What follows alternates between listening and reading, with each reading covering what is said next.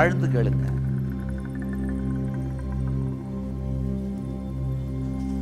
பணம் நம்ம வாழ்க்கையோட ஒரு முக்கியமான பாகம்னு நாமெல்லாம் நம்புறோம். அப்படின்னும் போது அப்ப கணக்கு வழக்க பார்க்கிறது ஒரு முக்கியமான, நாம ரொம்ப விரும்புற ஒரு செயலா இருக்கணும் இல்லையா? ஏன் செய்ய மாட்டேங்கிறோம்?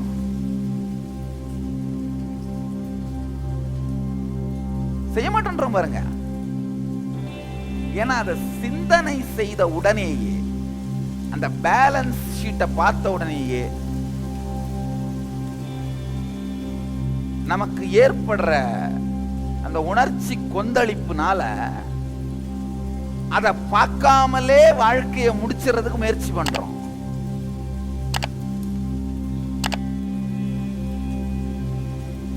இத்தனை பேருக்கு பொறி தட்டுது. ஆஹா, கரெக்ட் தானே, அக்கௌண்ட்ஸே பார்க்கறது இல்லையே, வரவு செலவே பார்க்கறது இல்லையே.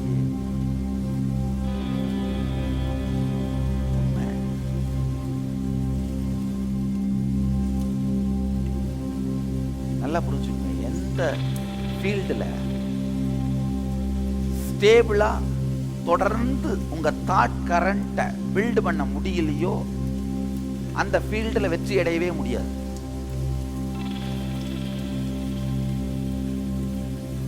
எதுவா இருந்தாலும் சரி, doctor, engineer, lawyer, politician, social leader, cinema artist, இல்ல சமூக சேவகர்கள், எந்த துறையாகட்டும், அந்த துறையில தொடர்ந்து நம்முடைய தாட் கரண்ட்டை பில்ட் பண்ண முடியணும். ஏற்கனவே இருக்கிற ட்ரெண்டுக்கு பிரேக் த்ரூ கொடுக்க முடியணும்.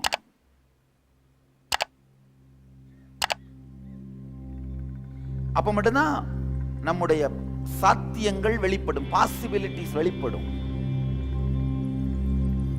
உங்களுடைய பணம் அப்படிங்கிற, உங்களுடைய பணம்ங்கிற அந்த டைமென்ஷனுக்கு நீங்க உங்க அட்டென்ஷனோ டைமோ கொடுக்கறதுல மட்டும் இல்ல, கொடுக்க விரும்புறதும் இல்ல. ஃபோர்சிபிளா இந்த பேங்க் பேலன்ஸ் ஜீரோ வந்து இடிக்கும் போது, இல்ல பீரோல பணம் இல்லாத போது, நம்ம நாடு 3 டயர் எக்கானமி. நம்ம நாடு அது ஹஸ்பண்டுக்கு தெரிஞ்சு கவர்மெண்ட்டுக்கு தெரிஞ்சு அது ஃபர்ஸ்ட் டயர், ஹஸ்பண்டுக்கு தெரிஞ்சு கவர்மெண்ட்டுக்கு தெரியாம அது செகண்ட் டயர், மனைவிக்கு தெரிஞ்சு ஹஸ்பண்டுக்கும் தெரியாம கவர்மெண்ட்டுக்கும் தெரியாம அது தேர்ட் டயர். நம்ம வந்து 3 டயர் எக்கானமி. எப்போ பேங்க் பேலன்ஸ் காலியாகுதோ அது ஃபர்ஸ்ட் டயர், பீரோ காலியாகிறது செகண்ட் டயர், பீரோக்கு கீழே இருக்கிற சீக்ரெட் லாக்கர்ஸ் காலியாகிறது தேர்ட் டயர். காலியாகும் போது மட்டும்தான் ரியாலிட்டியை ஃபேஸ் பண்றமே தவிர, அதுக்கு முன்னாடியே அது சார்ந்து நம்முடைய தாட் பேட்டர்ன்ஸ் ஓடுறதே இல்லை. இன்னொரு பெரிய கொடுமை என்னன்னா, இந்த கணக்கு வழக்கு பார்க்காம இருக்கிறத பெருமையா நாம நம்ப வேற ஆரம்பிச்சிட்டோங்கய்யா. நம்ம என்ன பண்ண ஆரம்பிச்சிட்டோம், நான் அதெல்லாம் பார்க்கறதே இல்லை சாமி. என்கிட்ட பல பேர் சொல்லுவாங்க, இல்ல எல்லாத்தையும் துறந்தவர்கள் கணக்கு வழக்கு பார்க்காம இருக்கிறது தப்பு இல்லை. ஆனா செல்வத்தை உருவாக்கி பெருக்கி வாழணும்னு நினைக்கிறவங்க என்ன பண்ணி தாகணும், பார்த்து தாகணும். இப்ப எதுவுமே வேணான்னு விட்டவங்க பார்க்கணுன்ற அவசியம் இல்லை. ஆனா அந்த மாதிரி விட்டவங்களே ரொம்ப ப்ராப்பரா பார்த்துட்டு இருக்காங்கன்னு என் பக்தர்களுக்கு தெரியும். 347 ஆசிரமத்திலும் எத்தனை டம்ளர் இருக்கு, எத்தனை தட்டு இருக்கு. நேற்று ராத்திரி நான் போய் கிளாஸ்ல இருந்து போனப்போ மணி 2 நினைக்கிறேன், 2 4 அது எத்தனை மணியோ. அதுக்கு பிறகு டெய்லி அக்கௌண்ட்ஸ் பார்த்து முடிச்சு சைன் பண்ணி முடிச்சுட்டு தான் என்னுடைய ரெஸ்ட்டுக்கு போனேன். இன்னைக்கு விடிய காலை வரைக்கும் மொத்த ஆர்கனைசேஷன், உலகம் முழுக்க இருக்கிற அத்தனை ஆர்கனைசேஷனோட அக்கௌண்ட்ஸும் என்னால் நம்பரை சொல்ல முடியும்.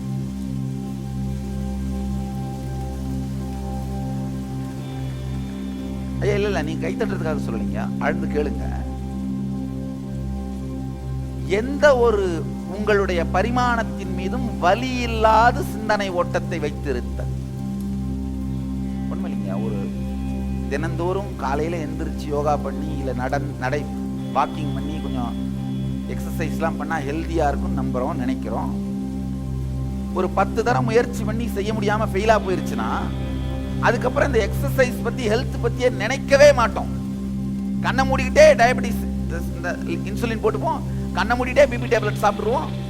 அதை பத்தி யோசிக்கவே மாட்டோம். அதை பத்தி சிந்திக்கிறதுக்கே வலிக்கிறதுனால அதை பத்தி சிந்தனையே பண்றதில்ல. இது எத்தனை பேர் பண்றீங்க?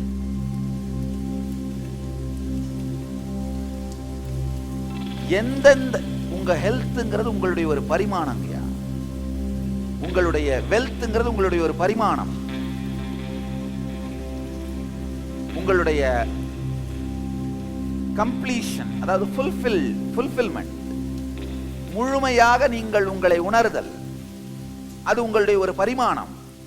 எந்தெந்த பரிமாணத்திலெல்லாம் நீங்கள் சிந்திப்பதற்கு தயங்குகிறீர்களோ பின்வாங்குகிறீர்களோ அங்கெல்லாம் ஏழையாக இருப்பீர்கள். அங்கெல்லாம் ஏழ்மை உங்களோடு இருக்கும். நல்லா புரிஞ்சுக்கோங்க. தனம் அப்படிங்கிறது பணம் மட்டுமல்ல, பணமும் உங்களுடைய எந்தெந்த ஃபீல்டில் எல்லாம் நீங்க சிந்திக்க மறுக்கிறீர்களோ அந்தந்த ஃபீல்டில் எல்லாம் வறுமை இருக்கும். சில பேர் இந்த சுற்றி இருக்கிற மனிதர்களோடு உறவுகளை பற்றி சிந்திக்கவே மாட்டாங்க. எல்லாரையும் டேக்கிங் இட் ஃபார் கிராண்டட். வீட்டில் இந்த ஷூ கழட்டி வைக்கிற இந்த ஸ்டாண்டு நம்ம வாங்கி போட்டோம்னா அது பாட்டுக்கு இருக்கும், அதை ஒன்றும் மெயின்டைன் பண்ண வேண்டியதில்லை. அதே மாதிரி தான் ஒர்க்கர்ஸையோ இல்லை ஃபேமிலி மெம்பர்ஸையோ ட்ரீட் பண்ணுவோம். அது பாட்டுக்கு இருக்கணும், அவ்வளோதான். நான் வேணும் போது கழட்டி போட்ட மாட்டிப்பேன், இல்லை ஷூவை மாட்டிப்பேன். வேணான்னும் பொழுது நான் பாட்டுக்கு அதை எடுத்து போட்டு போயிட்டே இருப்பேன். அது பாட்டுக்கு ஆனால் ஷூ ஸ்டாண்ட் மாதிரி இருக்கணும். ஒரு ஃபர்னிச்சர் மாதிரி மனிதர்கள் உங்களை சுற்றி இருக்கணும்னு நினைக்கிறதும் இந்த உறவுகளை உயிரோடு வைத்திருக்கின்ற அந்த பரிமாணத்தில் உங்கள் சிந்தனை ஓட்டம் இல்லாமல் பார்த்துக் கொள்வது.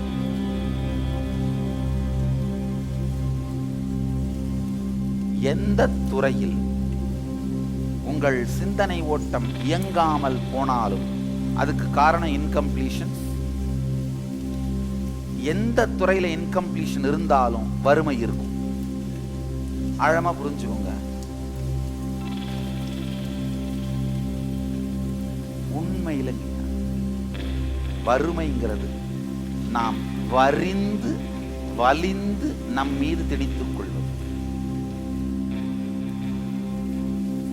நான் கதை சொல்லலை, தத்துவம்லாம் பேசல, ரொம்ப பிராக்டிக்கலா சொல்றேன்.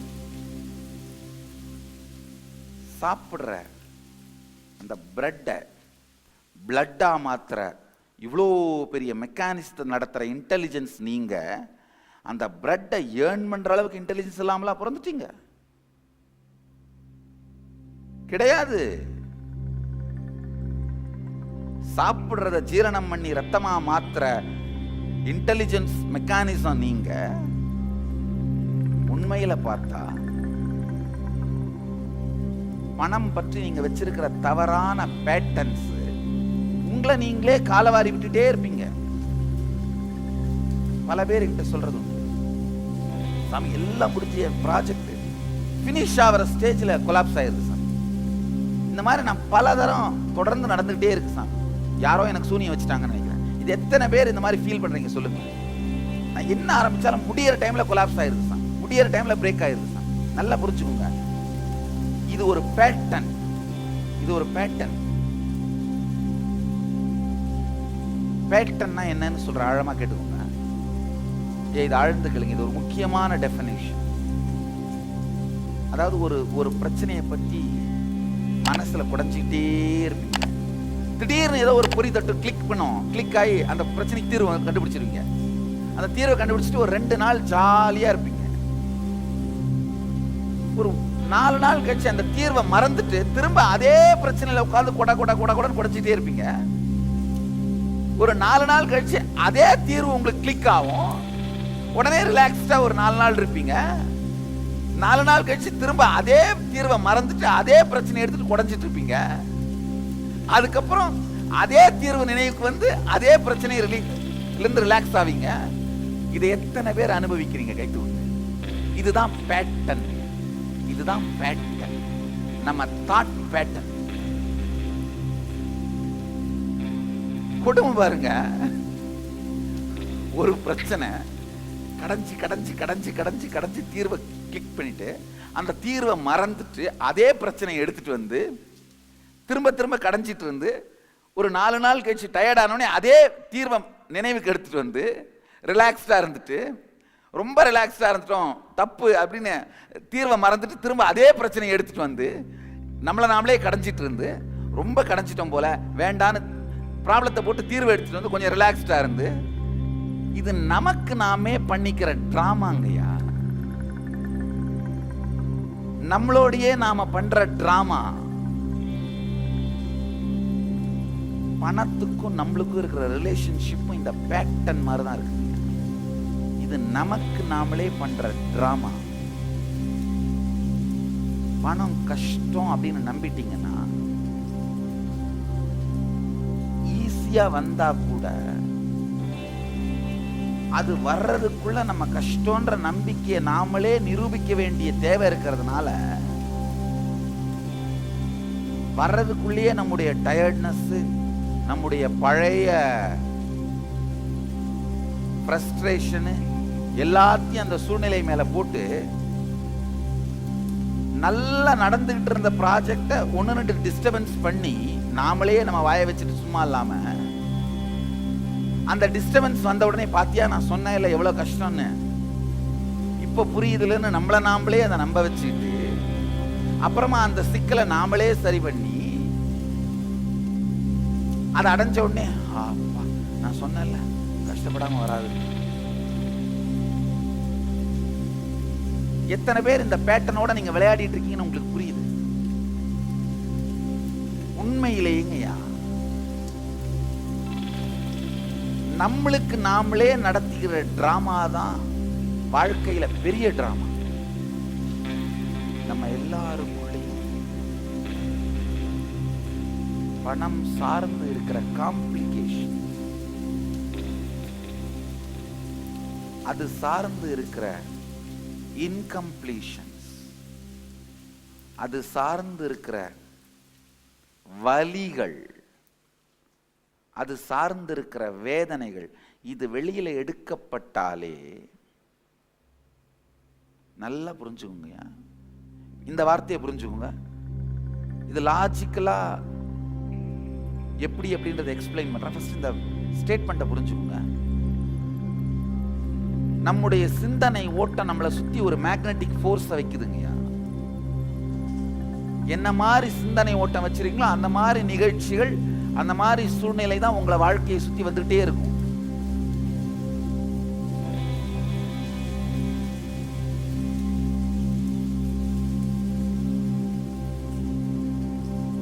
உள்ளுக்குள்ள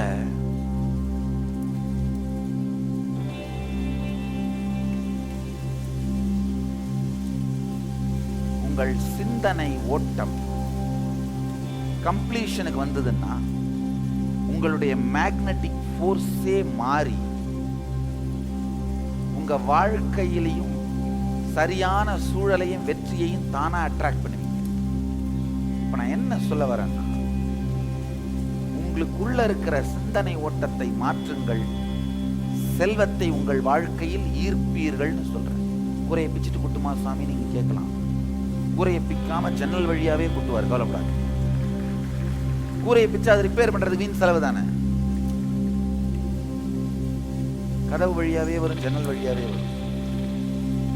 உண்மை நல்ல புரிஞ்சுங்க. இந்த வார்த்தைகளுக்கு நான் பொறுப்பு. ஒரு லாயர்ட்ட நீங்க போனீங்கன்னா சரியான லீகல் ஒப்பீனியன் கொடுக்க வேண்டியது அவருடைய கடமை.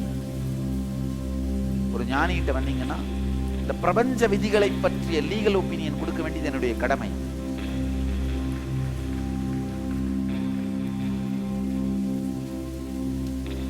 இந்த பொறுப்பிலிருந்து சொல்கிறேன், இந்த வார்த்தைக்கு நான் பொறுப்பு.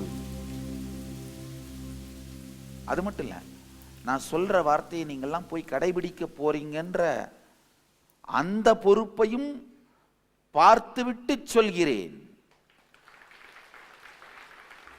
ஐயா, இந்த ஏதோ டிவி சேனல் மாற்றும் போது திடீர்னு நித்யானந்தர் தெரிஞ்சாருன்னு பார்க்குறவங்கலாம் நான் சொல்றத கேட்பாங்க, கேட்க மாட்டாங்க, வாழ்வாங்க, வாழ மாட்டாங்க, அது வேற. ஆனா எல்லாவற்றையும் மீறி இங்க வந்து இந்த ஹாலுக்குள்ள மாதிரி, இந்த ஹாலுக்குள்ள அவ்வளவு ஈஸியா வர முடியாது. அந்த காலத்துலலாம் இமாலயாவுக்கு தேடி போகணுங்க, ரொம்ப கஷ்டப்பட்டு இமயமலை தேடி போகணும். இப்பவும் ஆக்சுவலா என்னை சுத்தி ஒரு இமேஜினரி இமயமலையை உருவாக்கி தான் வச்சிருக்கேன். அதாவது ராங்கான பிராண்டிங், இந்த டிஃபர்மேஷன், இந்த அட்டாக் எல்லாமே பாத்தீங்கன்னா இமயமலை மாதிரி தான். இதை தாண்டி உள்ள வந்தீங்கன்னா தான் இங்க வந்து உட்கார முடியும். இதெல்லாம் தாண்டி, அதாவது இதை தாண்டி உள்ள வரணும்னா அதை தாண்டி யோசிக்கிற ஆழம், இதை தாண்டி பார்க்க முடிகிற ஆழம் இருந்தா மட்டும்தான் உள்ள வர முடியும். நேற்று ஒரு அம்மா சொல்லிட்டு இருந்தாங்க, எனக்கு ஐடியா கொடுத்துட்டு இருந்தாங்க, நீங்க ஏன் பெரிய சென்னையில ஒரு கான்ஃபரன்ஸ் போட்டு இந்த தேர்ட் ஐ பிளைண்ட் போட்டுலாம் காட்டக்கூடாது அப்படி. யாருமா?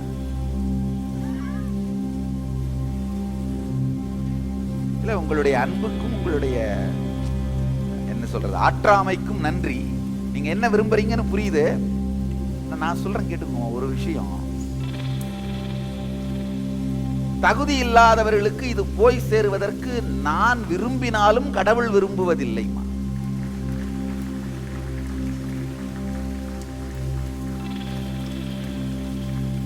யார் வந்தாலும் கொடுத்துட்டு தான் உட்கார்ந்துட்டு இருந்தோமா.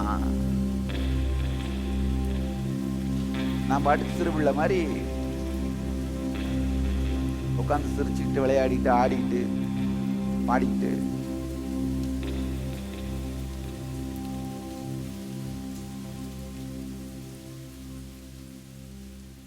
யார் வந்தாலும் கொடுத்துட்டு தான் உட்காந்துட்டு இருந்தேன். அப்படிதான் இப்பவும் இருக்கேன். யாரு வர்றாங்க போறாங்கன்றத பத்தி கவலை கிடையாது. நான் பாட்டுக்கு நதி மாதிரி ஓடிட்டு இருக்கேன். யாருக்கு வேணுமோ குடிச்சிட்டு போங்க, யாருக்கு வேணுமோ முகந்துட்டு போங்க, யாருக்காவது பிடிக்கலன்னா 1-2 பண்ணிட்டு போங்க, அதெல்லாம் உங்க விருப்பம். நான் பாட்டுக்கு ஓடிட்டு இருக்கேன். கை கால் கழுவுறவங்க கழுவுங்க, குடிக்கிறவங்க குடிங்க, கொண்டுட்டு போறவங்க கொண்டுட்டு போங்க.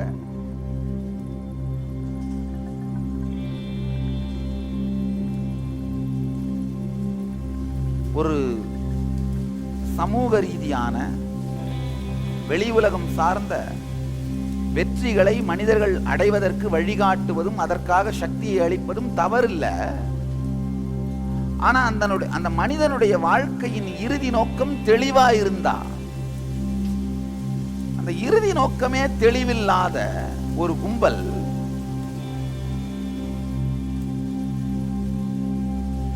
தாறுமாறாக உபயோகப்படுத்த துவங்கியதான. இன்னொன்னு, எல்லாத்துக்குமே ஒரு இன்டெகிரிட்டி இருக்கு. அதாவது இந்த இயக்கத்துக்காக இந்த ஆன்மீக சத்தியங்களை உலகத்துக்கு சொல்றதுக்காக மக்கள் பணம் கொடுக்கறாங்கன்னா அந்த பணம் அதுக்கு மட்டும்தான் செலவு பண்ணப்படணும். அது தாண்டி வேற ஏதாவது கருத்துக்கள், கொள்கைகள், வேற ஏதாவது ஒரு விஷயத்துக்கு செலவு பண்ணா அந்த இன்டெகிரிட்டி பிரேக் ஆகுது. விவேகானந்தர் ரொம்ப அழகா சொல்லுவார், எக்கனாமிக் சேஸ்டிட்டின்னு சொல்வார். ராமகிருஷ்ண மடத்துக்கு விதி எழுதும்போது அவர் எழுதுறாரு, இஞ்சி வாங்க கொடுக்கப்படும் பணத்தில் சுக்கு வாங்க கூடாது. எழுதுறாரு, இஞ்சி வாங்க கொடுக்கப்படும் பணத்தில் சுக்கு வாங்க கூடாது. எக்கனாமிக் சேஸ்டிட்டின்னு சொல்றாரு. அத பொருளாதார கற்பு, என்ன வார்த்தை யூஸ் பண்றாரு பாருங்க, பொருளாதார கற்புன்ற வார்த்தை யூஸ் பண்றாரு. தகுதி இல்லாமல் இந்த சக்தியை மட்டும் பெற்றால் அவர்கள் அசுரர்களாக மாறிவிடுகிறார்கள். புத்தி வராமல் சக்தி வந்தா ராட்சசர்கள் ஆயிடுவாங்க. சக்தி வரும் பொழுதே புத்தியும் வந்து விட்டால்தான் தெய்வங்களாக வாழ்வார்கள்.